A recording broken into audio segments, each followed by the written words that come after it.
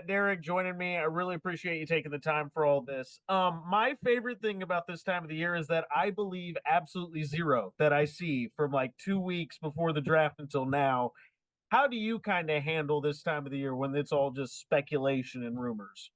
Yeah, you're right because, very little information sneaks out. I mean, every once in a while, maybe an agent will give you a snippet, but most of what you hear from the teams cannot be trusted at all. And General Manager Brett Veach, I never want to play poker with him because he plays his cards close to the vest.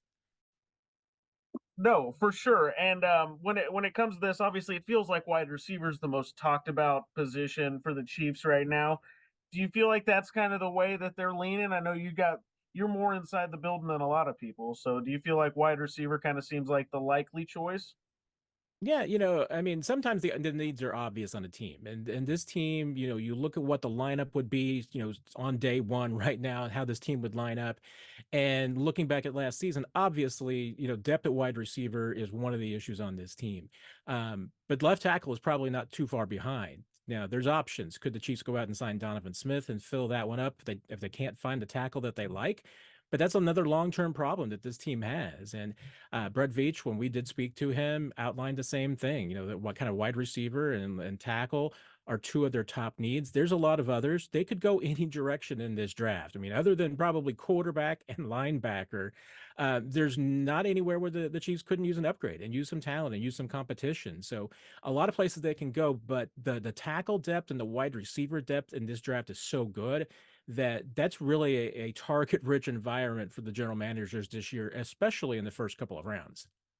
And that's what feels to me different than like years past. It felt like over the past few years, especially with Beach's GM, is in free agency, they try to fill those holes so they have the flexibility once they get into the draft. But this year, I mean, there's some glaring needs. Does this feel like they're entering this in kind of a different almost mindset than they have in years past? Well, I think there's been a calculated method to it. Could the Chiefs have gone out and spent a lot of money at wide receiver on a player who's probably not worth it? Yeah, but that's been something that they have, very carefully tried to avoid. And because Brett Veach understands it, that when you enter the free agent market to fill a void, you're going to overpay. And you don't want to compound one mistake with another. So if you've got a hole in your roster because you have a lack of a receiver or you have a lack of a tackle, you're going to end up having to make a big deal. And that's exactly what the Chiefs were in last year when they had, both their tackles leave with Orlando Brown and Andrew Wiley. They had to get one. So that meant that you give a $20 million, contract per year to a Jawan Taylor. You have to kind of, look and find, and glad that a Donovan Smith was able to fall to you. But now there is a calculation to it. I mean, do the Chiefs still have that security blanket? I mean, they've got a Wanye Morris that could play left tackle.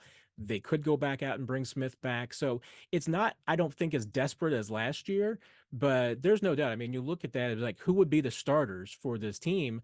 I'm not sure I could pencil in three for sure guaranteed starters at wide receiver, and I sure couldn't tell you who the guaranteed starter at left tackle right now.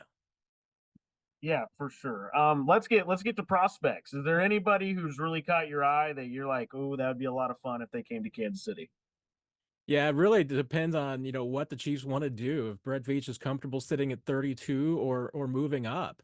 I think fans would be absolutely ecstatic if they made an aggressive move, jumping into maybe the top 10 to get one of the top three receivers or an offensive tackle like Joe Alt. I think those would be absolutely incredible fits. Is the chances high? No, it's not likely. I think it's a much better chance that the Chiefs could move up into the mid 20s. And at that case, there's some other offensive tackles. Guyton from Oklahoma would be an option. Amarius Mims from Georgia, another option. And if there's a receiver, if Brian Thomas from LSU is available in the mid 20s, I think that's a really good, possibility for the Chiefs. Sitting back at 32, you really just don't know how the board can fall. I've seen, some mock drafts where a player like Johnny Newton from Illinois, defensive tackle, falls to 32, and that would be an incredible pick if you get the defensive player of the year from the Big Ten. But there's a lot of receivers there too. I mean, you could almost have your pick of probably 8 different receivers, and any one of them would be a good pick.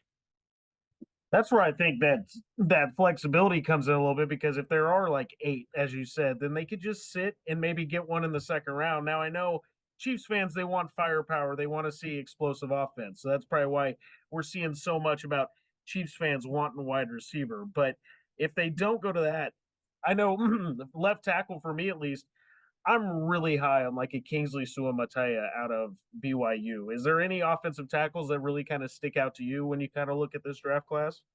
Yeah, I think Kingley absolutely is one of those players that you're looking at. Probably an underrated one that's a little bit below the radar is Kieran Amagaji from Yale. Really has a tremendous upside and ceiling, good size, all of that. Overlooked because he's playing in the Ivy League, but certainly looks like with a year of seasoning, he could be a starter in this league.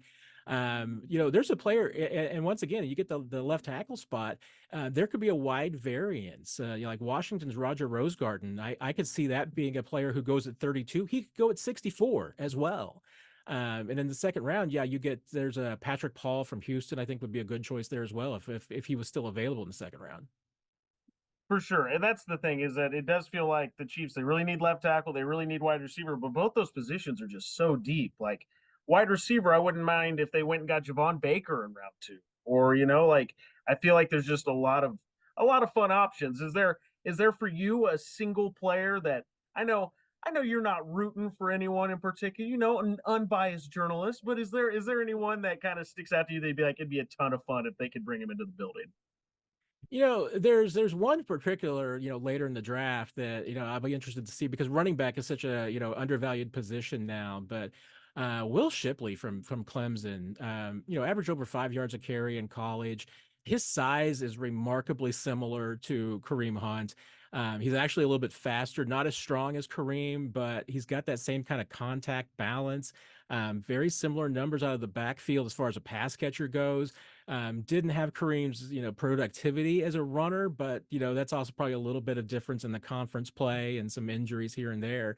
But Shipley seems completely healthy. Doesn't have a ton of miles on him.